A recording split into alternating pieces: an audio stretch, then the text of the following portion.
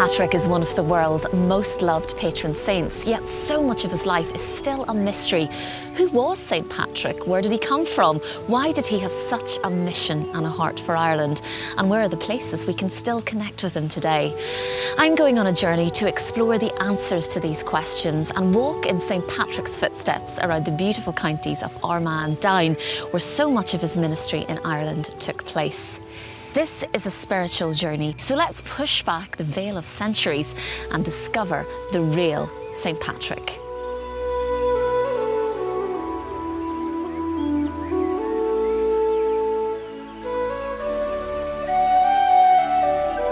From his landing place at the Slaney River, St. Patrick founded his first church in a barn at a settlement nearby. It was from here that he began his mission to bring the light of Christianity to Ireland, as the Archbishop of Canterbury, Justin Welby, told me. What is St. Patrick's legacy for us today? I think it's hugely important because he was the person through whom God worked to keep the church alive through the medieval period, what we call the Dark Ages. Patrick was the foundation of Celtic Christianity, of this great renewal after the fall of the Roman Empire. And of course, Archbishop, we're standing at Saul Church this morning, the site of St. Patrick's very first church in Ireland. And a lot of people say that this is still a very spiritual place. What do you think? It's certainly what people often call a thin place. And I think it's also a place that invites you to look outwards. I mean, you can see why he built a church here on the top of a hill, looking out over the countryside, a reminder that as Christians, we are sent by Jesus Christ into the world, not to huddle together in a sort of defensive and miserablest clump, but to go out into the world as he did. And his world was a dark world, and to transform the world around us. Archbishop, thank you very much indeed. Thank you, Jen. St. Patrick's relationship with Ireland was forged many years before his return as an apostle. When he was just 16, Irish pirates kidnapped him from his homeland and brought him as a slave to herd sheep on the slopes of Mount Slemish in County Antrim. There is a very ancient tradition that this is the place where St. Patrick was held as a slave when Irish pirates had taken him captive from his home. Patrick tells us the story in his writings that one day Irish pirates attacked his father's house. We're not sure where that was. Some say in Britain, others that it was in Brittany. But Patrick was taken captive, he was abducted and brought here to Ireland, where he served as a slave for 7 years, from the age of 16 to 23. We're told by later tradition that his slave master was a Druid, Miliuk, and that this whole area was very strong with the pre-Christian Druidic traditions. And that's the world that Patrick entered into as a young slave.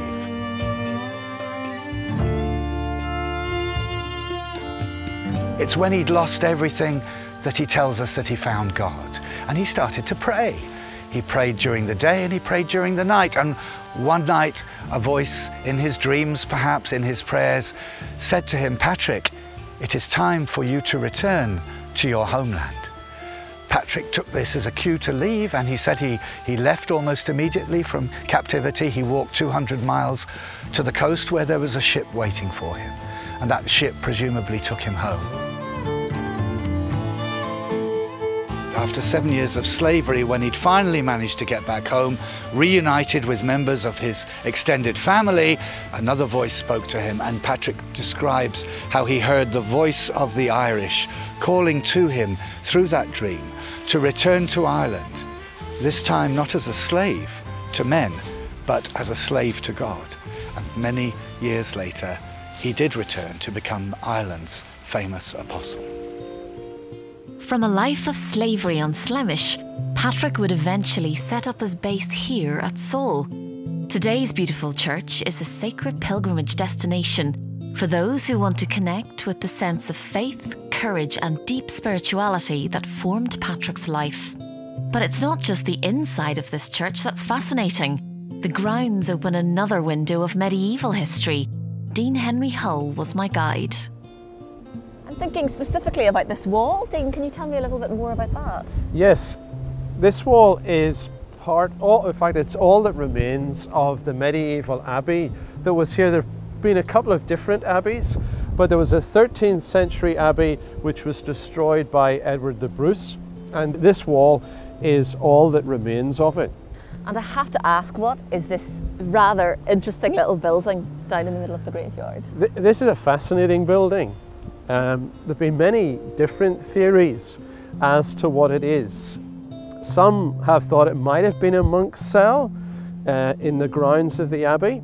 One person thought it might even have been a reliquary which was inside the abbey building. And a more recent theory is that it's actually a medieval tourist attraction. It was built as St. Patrick's house, so that when pilgrims came to Saul to see where St. Patrick lived, this was a little house that they could look at. From Saul Church, so many of the sacred sites connected to St. Patrick are only a short distance away. The majestic Sleeve Patrick with its imposing statue, the monastic site of Inch Abbey, Stroll Wells where St. Patrick bathed in the waters and sang psalms, and of course Down Cathedral where he is buried.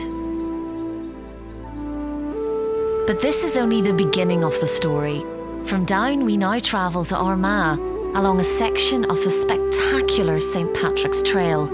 This driving route is lined with a host of sites connected to St. Patrick's life and legacy.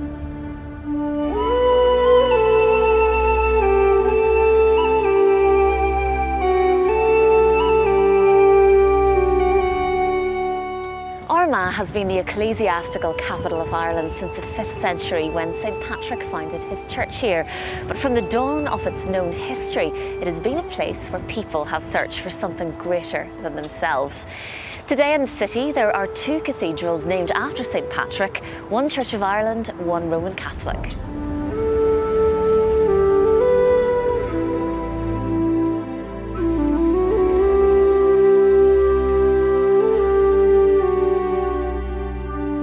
Well, it's a tremendous honour for me to be Archbishop of Armagh. When I was growing up, I always knew how special this place was. And I think that for people today, to read about St. Patrick and realise that he was just an ordinary person, with all his weaknesses, with all his sinfulness, and yet he really felt that God was calling him. So for me to be here in Armagh, in this great cathedral, and to realise that I'm following in the footsteps of St. Patrick, it's very special indeed. The Roman Catholic Cathedral is filled with symbols and references to St. Patrick. As you come in through the front door and you walk up the aisle, you'll see the imposing Great East window. And if you look underneath the crucifixion, you have 2 vignettes, one on the left and one on the right. Now the one on the left is St. Patrick holding up the shamrock, which he used to convert the pagans, it's alleged anyway. He used the shamrock because of the 3 leaves within the one shamrock to represent the Blessed Trinity, 3 persons, but only one God. Just across the hill, the Church of Ireland Cathedral stands on the site where St. Patrick founded his first stone church in Ireland. In terms of this cathedral, remember that this is a church that has been here for a long time, but there has been a church here for over 1,000 years. And you get the sense of history and of spirituality of the Irish church that goes back to the very earliest times. A tour of St. Patrick's Church of Ireland Cathedral takes us through a portal in time. Built on Ard Macha, the Hill of Macha, which gives Armagh its name, this site was given to St. Patrick in the middle of the 5th century by a local chieftain. We have a wonderful stained glass window of St. Patrick, and it shows Patrick in many different guises, but particularly a wonderful section where he stood by the seashore with the 3 relics that were associated with him. That's the Book of Armagh, the famous staff of Jesus that Patrick is said to have carried with him to Ireland, and the bell, the famous bell of St. Patrick. So these are priceless treasures of the Irish tradition and of the Celtic tradition.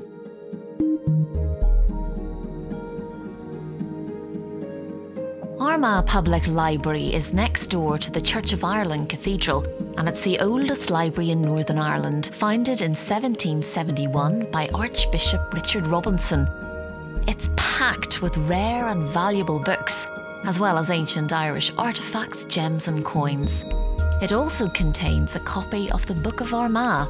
Dating back to the 9th century, this manuscript includes valuable texts by the scribes Mircu and Tircan, revealing much of what we know about St. Patrick's life. The city also boasts one of Ireland's oldest museums. Armagh County Museum is set in the city's beautiful Georgian tree-lined mall, with collections telling centuries of stories about the people who lived here. But as well as being a place of learning and Christian significance for 1,500 years, this area was critically important in the ancient world. Navan Fort, just outside the city, is one of Ireland's most famous and important archaeological sites. What exactly are we standing on here, Patrick? This is Navan Fort. It's a prehistoric site. It was the ancient capital of Ulster, of the Ullad at Evin Macha. For St. Patrick, this was probably a royal site. It's one of the key ways to convert. If you can convert the king, you make life a lot easier for yourself. So he would have arrived here and tried to convert the king and the Druids who were here. Now, it dates to the Iron Age, so it's pre-Christian, okay? Centuries before St. Patrick. But at that time, this was probably a political centre, but it was also a religious centre. And in my opinion, it was an astronomical site. And this astronomical dimension to Armagh is still very much in existence today, with the world-renowned observatory and planetarium.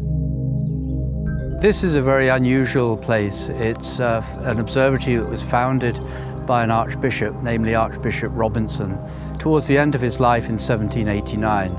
And this is a period of time coming at the end of, if you like, the Age of Enlightenment, the watershed that separates a very much older view of the sky from the more modern scientific view. So Robinson lived through that period.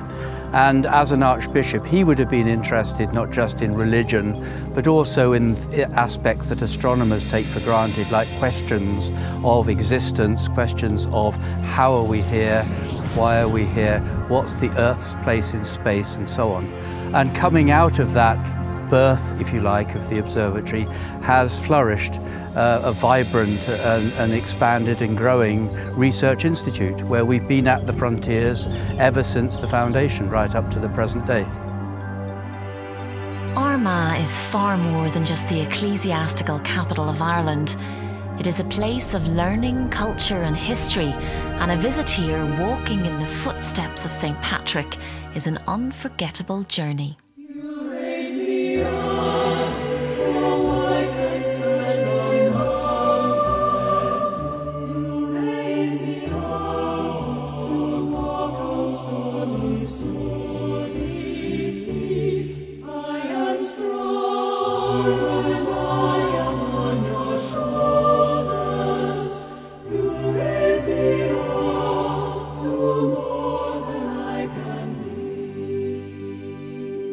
Ireland has been associated with music for over 1,000 years, and Irish traditional music is loved around the world, but music here crosses all genres. In Northern Ireland, choral music is thriving, with some of the most spectacular venues in the world for choirs and indeed artists of all kinds to perform in. I caught up with John Anderson, a musician and choral director, to find out more.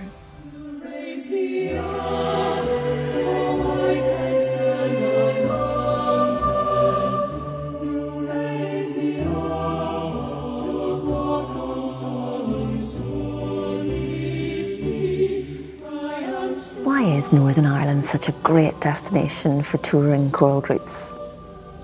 I think Northern Ireland is just a great destination, full stop. But if it's for touring choral groups, they experience two things. One is a wealth of places to actually sing. Choirs tour for one reason, and that is to sing in other places. I mean, they're not just going on to, I mean, the sightseeing is important, of course it is, and the history and the genealogy, that all comes into it. But they need places to sing. And I think we are particularly blessed here in Northern Ireland with venues, sacred and secular, that are just absolutely stunning to sing in.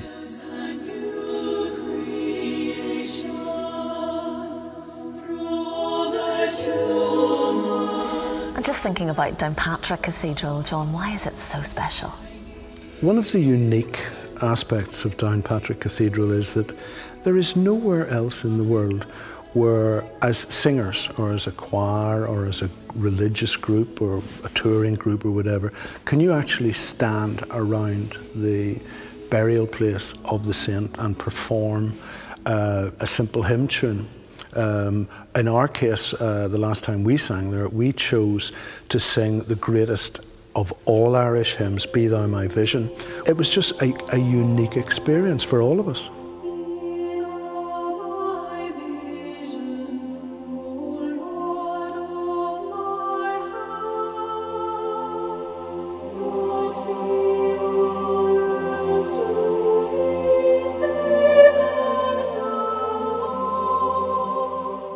The building itself, of course, I mean, it's a wonderful medieval building, recently refurbished, quite stunning looking now.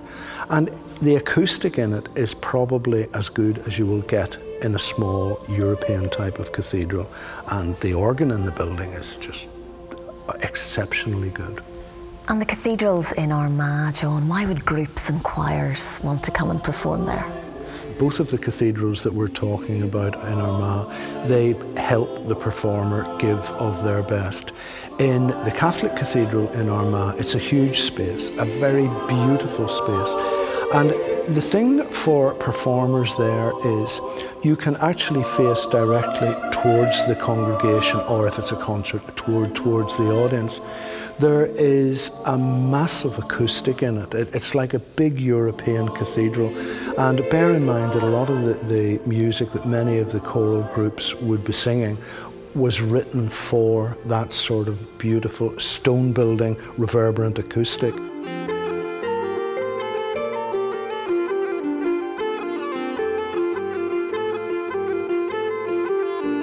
The Church of Ireland Cathedral, on the other hand, it's smaller, slightly more austere, but just I personally find the simplicity in it just breathtaking.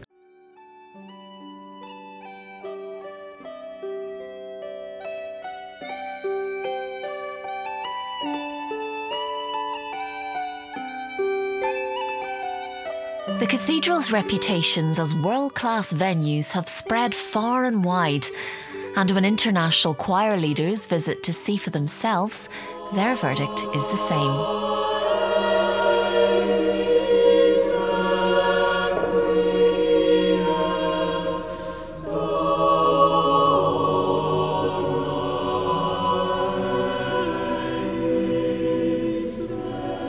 The music comes alive in those types of acoustics in those churches. Every church that I've seen so far has just been amazing. Northern Ireland's a beautiful country. We hope to bring many choirs here. We have done so in the past previously.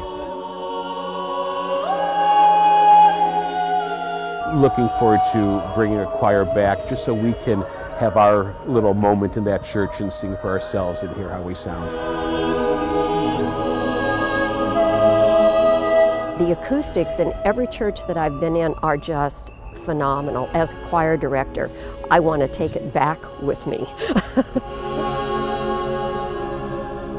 Everybody wants a space that gives you something before you go in.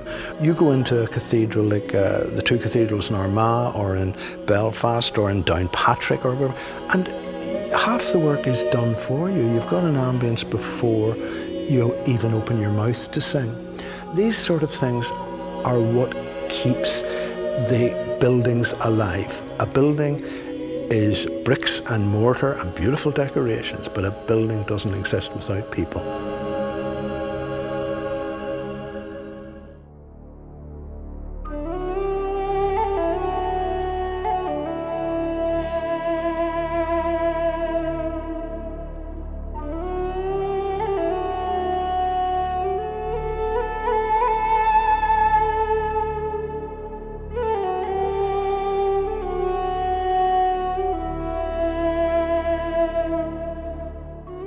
Beside Navan Fort, our pilgrim group gathers in a circle. This beautiful location is a place where myth and reality meet, and the beginning of our walk into the land of St. Patrick, known as St. Patrick's Way, the Pilgrim Walk. Bless us now in our journey's beginning, and in our journey this day, and at our journey's end. On every pilgrimage there is an interior dimension where we enter what's called the tabernacle of the heart, and we have time for reflection on the places that we're moving through and seeing, and reflections on our own lives, the hopes and dreams that we carry with us as we walk together as a pilgrim community. From Navan Fort, we journey through the wooded landscapes and lush Irish scenery towards the city of Armagh, its cathedrals and Christian heritage, making it the ecclesiastical capital of the island.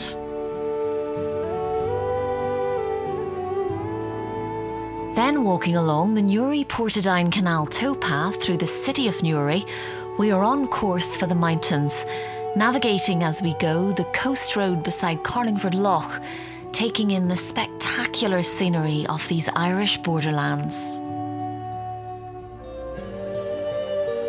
From Newry, here we are in the Mourne Mountains and some of the most beautiful scenery in the world. We're going to walk along these mountain paths where St. Patrick would have trekked in his quest to convert Ireland to Christianity.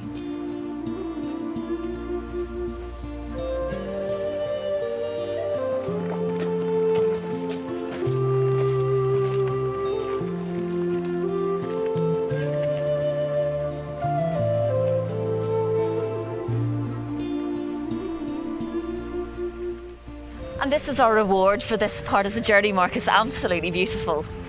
It is, Jane, a great reward for the day's walking. We've climbed a little steeply, not too steeply, but we've climbed into a landscape steeped in legend and story and mythology from many generations. In some ways, we can think of this as a sacred landscape as we walk in the footsteps of St. Patrick, what some people call a thin place. And it's that place that's a liminal space, a liminal place where earth and heaven seem to meet.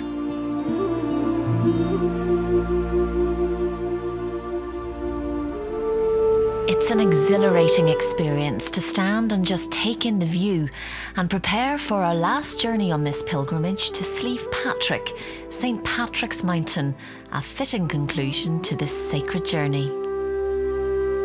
So Marcus, we're on the last leg of our journey for today. We're walking up Lough Patrick towards the imposing statue of St. Patrick, and just looking around, the Stations of the Cross are lighting our way.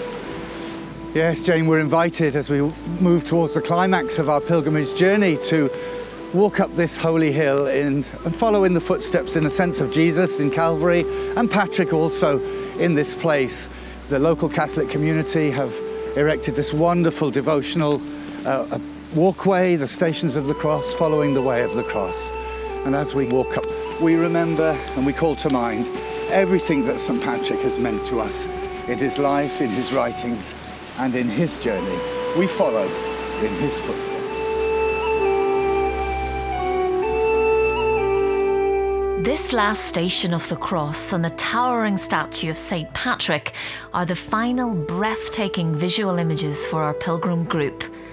And looking down at the churches that dot the County Down landscape, we begin our descent towards some sustenance in the form of one of the most atmospheric pubs in Ireland, Paddy's Barn.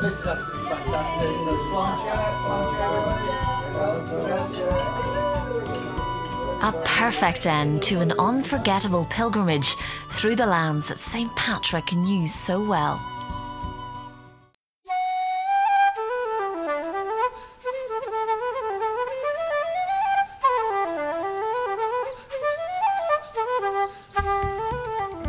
Most of us have some experience of the festivals worldwide dedicated to St. Patrick and the many myths and legends associated with him. But it's right here in Armagh and Down that we can discover the real places and experiences that make him the world's most beloved patron saint. There is so much to explore here, and the landscape will transport you to a time of monastic devotion, ferocious Vikings, and the dying embers of pagan Ireland. This is a spiritual place and the foundation of a legacy that continues to touch the lives of people worldwide. A visit to the St. Patrick's Centre in Downpatrick is a perfect place to learn more. The St. Patrick Centre is the only permanent exhibition in the world about St. Patrick. It's a charitable organisation which continues to bring people from all faiths and traditions together. But at the heart of what we do is to try and explain the story of St. Patrick. We have an IMAX presentation which flies you to all of the different parts of Ireland associated with St. Patrick.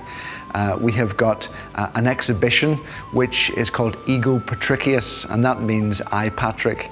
And in the exhibition it was very important for us to let people know the story of Patrick in his own words. Ego Patricius, Peccator Russicassimus. These are the first words of anyone who was able to read and write in Ireland. He gives us the start of our history, and he also is the dying breath of the Roman Empire in Britain and the northern part of France. The legacy of St. Patrick often we think of as the 6.5 million people who actively get onto their feet every year to celebrate St. Patrick. On the 17th of March, I suppose people think of Patrick as snakes and shamrocks and green beer, but the legacy of Patrick is actually much deeper than that and rooted here in Downpatrick and Armagh in the northern part of Ireland. The legacy of Patrick is one of bringing people together. That's where he started his mission to Ireland when he came here to Downpatrick. So he continues to bring people together through his faith on the island of Ireland.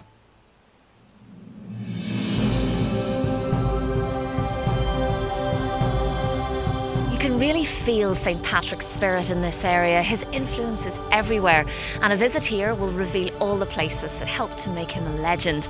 And of course, it's not just pilgrims that will find St. Patrick's story fascinating. Anyone with an interest in history, culture, and natural beauty will be overwhelmed by what Armagh and Down have to offer.